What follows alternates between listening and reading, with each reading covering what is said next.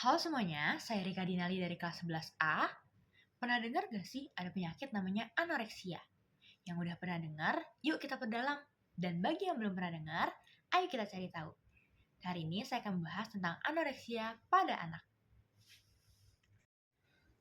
Anoreksia pada anak.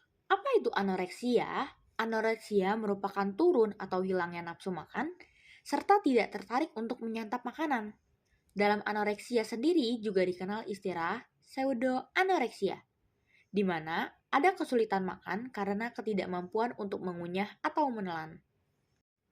Anoreksia pada bayi.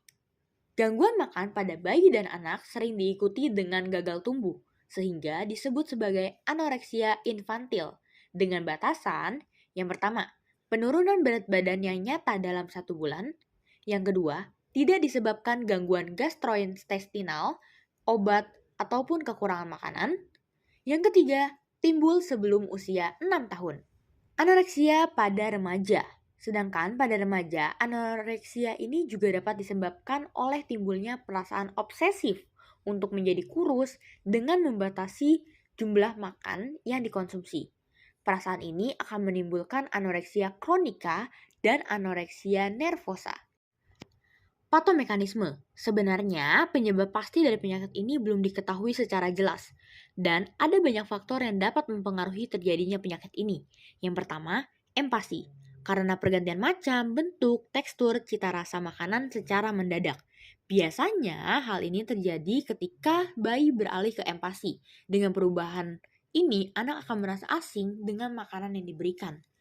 Yang kedua, apatis. Rasa lapar yang berkepanjangan dapat menimbulkan kondisi apatis. Apatis merupakan keinginan untuk makan sesuatu macam makanan tertentu. Yang ketiga, itu adalah faktor biopsikososiokultural. Misalnya, dari faktor penyakit biologis yang berasal dari berbagai infeksi maupun non-infeksi. Yang keempat, gangguan pada pusat kepuasan dan pusat lapar di hipotalamus. Pusat kepuasan terletak di hipotalamus medius dan pusat lapar di hipotalamus lateralis. Pusat nafsu makan ini juga dipengaruhi oleh faktor neurologis, metabolik, humoral, baik dalam jaringan otak maupun jaringan lainnya. Yang kelima adalah sitokin. Ada beberapa sitokin yang menjadi penyebab dari penyakit ini seperti TNF, interleukin 6, interleukin 1, interleukin 8, IFN gamma akan mempengaruhi timbulnya anoreksia karena berpengaruh secara langsung pada otak.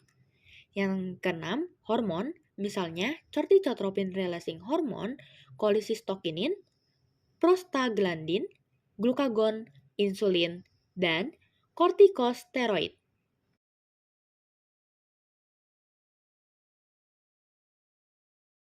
Diagnosis. Untuk diagnosis, ini ditinjau dari interaksi antara anak dan ibu. Gangguan makan homeostatis timbul pada anak baru lahir hingga usia 3 bulan. Makanan yang masuk atau inputnya sedikit dan polanya tidak teratur saat makan bayinya rewel, gagal tumbuh, orang tua ketakutan, depresif, dan kurang peka. Yang kedua, gangguan makan karena kasih sayang.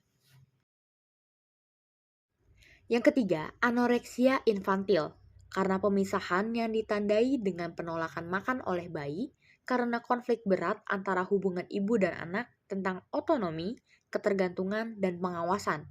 Misalnya, saat anak belajar makan sendiri.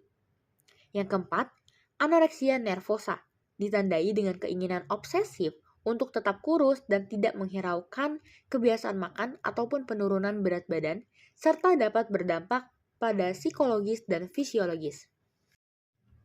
Penata laksanaan meningkatkan hubungan yang harmonis antara anak dan orang tua maupun pengasuhnya serta dengan makanan. Yang kedua, pada anak kita harus melihat hubungan anak dengan makanan, baik secara fisik makanan, cita rasa, bentuk, rupa, waktu, dan cara penyajiannya kepada anak. Yang ketiga, pemeriksaan fisik, laboratorium, dan penunjang lebih lengkap terkait dengan penyebab, akibat, dan komplikasi. Sekian yang dapat saya sampaikan dan jelaskan mengenai penyakit tersebut. Semoga apa yang saya jelaskan dapat bermanfaat. Sampai jumpa.